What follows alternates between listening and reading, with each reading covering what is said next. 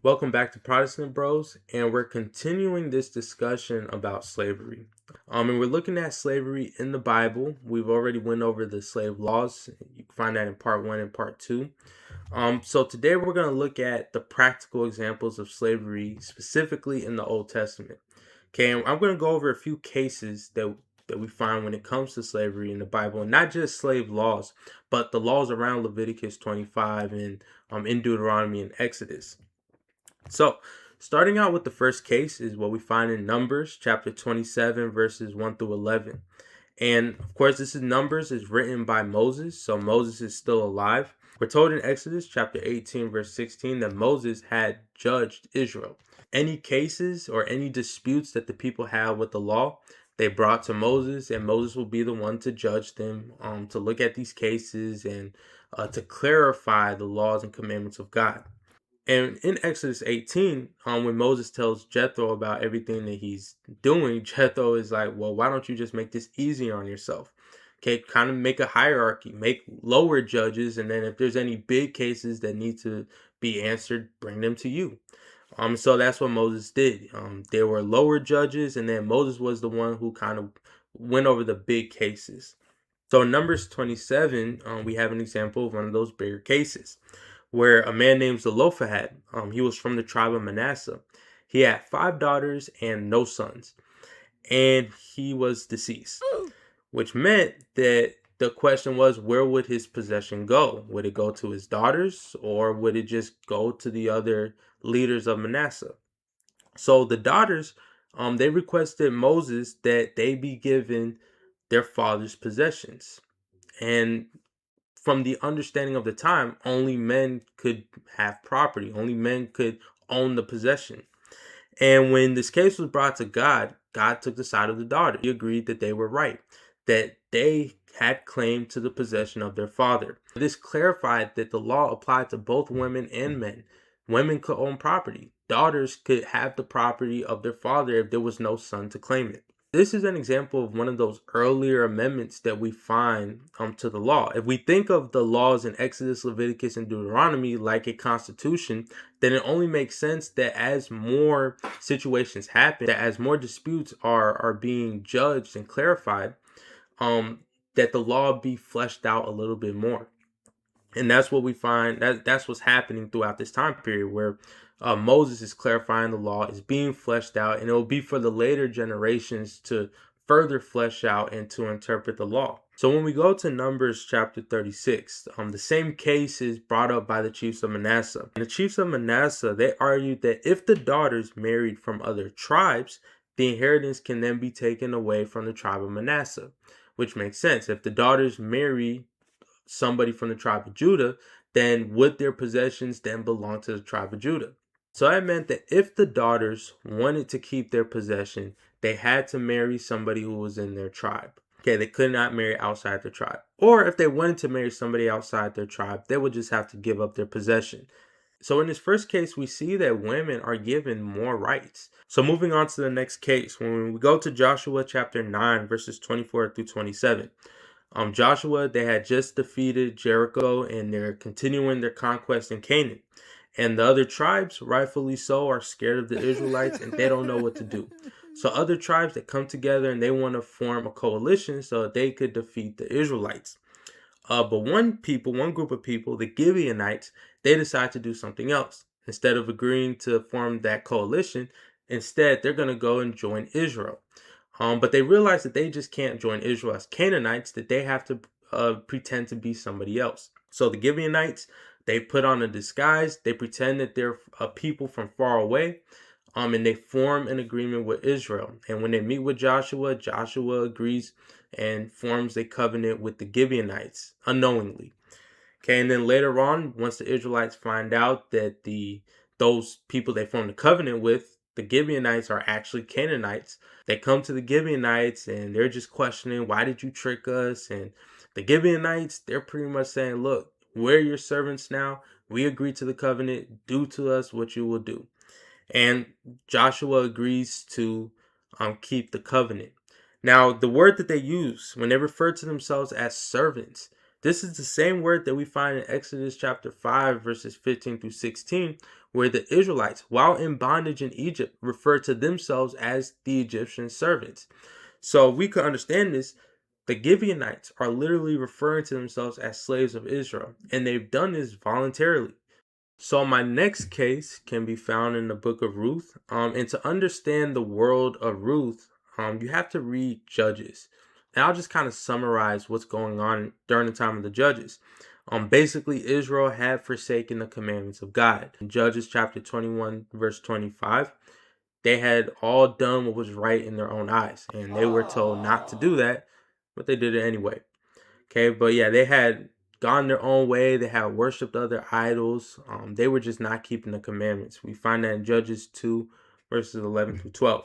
So during this time period in the book of Ruth, we find that Elimelech, he dwells in Bethlehem, from the tribe of Judah.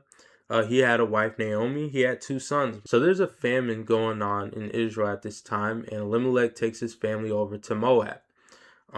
There, Elimelech, he succumbs to the famine. And Naomi, she's left with her children, and they marry 2 women from Moab, Ruth and Orpah. Then Mahlon and Chilion become deceased, and Naomi decides she has nothing left in Moab. She decides to go back to Bethlehem. And at first she takes Orpah and Ruth with her, but Orpah chooses to go back to Moab, and Ruth decides to stay with Naomi, and they both travel back to Bethlehem. When the 2 women finally make it into Bethlehem, Naomi returns to her house. Ruth is with her, and the first thing they decide they need is food.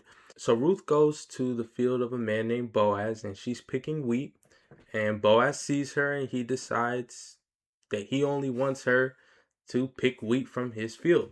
When Ruth goes back to Naomi and tells her that, the kindness of the man named Boaz, Naomi tells Ruth that Boaz is a relative and that she can actually marry him. First of all, remember, Elimelech is gone and both Naomi's sons are also gone, which means the next of kin to own the possession of their land is Ruth. If we go back to Zelophehad and his daughters, that meant that only Ruth can marry somebody in the tribe, and in this case, it's the tribe of Judah. There's 2 issues that's going on.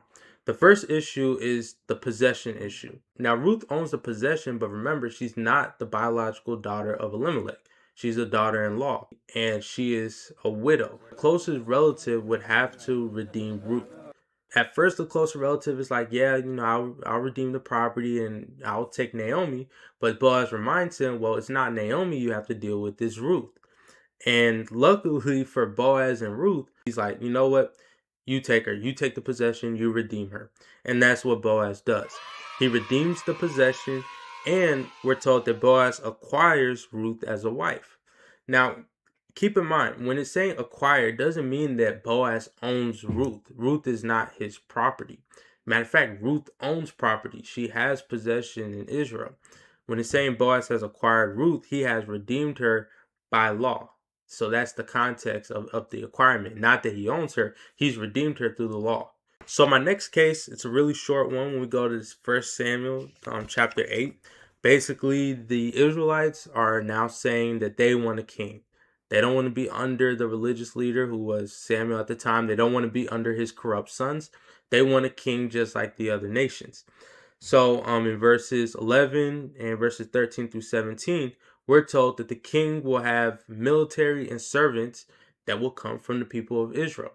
And mainly it will come from the sons and daughters of the Israelites.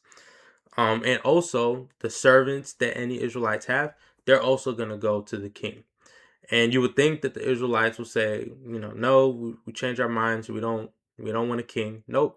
They agree. So this is another case where Israel is volunteering themselves to be under the servitude of a king. So in this case, nobody is forcing slavery on anyone. Okay, every case that we've seen has been voluntary. Ruth volunteers herself to be servant to Boaz. The Gibeonites volunteer themselves to be servants of the Israelites, and so on and so forth. Every single situation has been on a voluntary basis. Okay, when we go to 2 Kings chapter 5, verses 1 through 14, we're told of a Syrian captain called Naaman. The Syrians, they had been doing raids in Israel, just, being a bother to them. Unfortunately for Naaman, he now has leprosy. And the servant girl tells Naaman that there's a prophet in Israel who can heal him of his leprosy.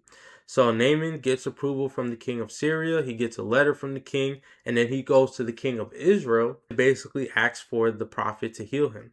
I want to focus on 2 Kings chapter 5 verse 6, where we're told that the king of Syria actually sent Naaman with a letter to the king of Israel. So you would think that this world would be very barbaric, but there was some diplomacy in the area, that there was an open line of communication between the king of Israel and the king of Syria. And there was the expectation that where the king of Syria asked the king of Israel to, help his servant, that his servant is a good man and that he just needs help. Naaman, he eventually does get to see Elisha, and Elisha tells him to bathe in the Jordan River, go down in the river 7 times, and he'll come out healed. And God heals Naaman. So when we go to 2 Kings chapter 17, verse 13, we learn that Israel and Judah had defied God's laws and commandments. So just like in the time of the judges, even during the times of kings, the kingdom of Israel in the north and the kingdom of Judah in the south had all both defied God's laws and commandments. Told in Jeremiah chapter 34 verses 8 through 22 that God made a covenant with Judah to release their Hebrew slaves. So if you go back to Exodus, we already talked about how the Hebrew slaves were only supposed to serve 6 years, and they were to be released in the 7th year, released in the year of Jubilee. At first, in the southern kingdom, they agreed to release their slaves, but later on they changed their minds and they forced them back into bondage. Okay, and that's when God says enough is enough, and he delivered Judah into the hands of the Babylonians, into Nebuchadnezzar's hands. When the people had defied God's laws, when they were not following what God told them to do, he punished them. He punished them because they were not keeping their promise. They were not keeping their covenant. This is just some of those situations where God is allowing these things and trying to show Israel just the wickedness of that system. So I hope this clarifies some of the laws. It's better to see it more in practice than to see it, in theory. And next time we're going to look at the examples in the New Testament to see maybe if things change. What does Jesus say about this system? And what can we learn more about God, while learning about this system?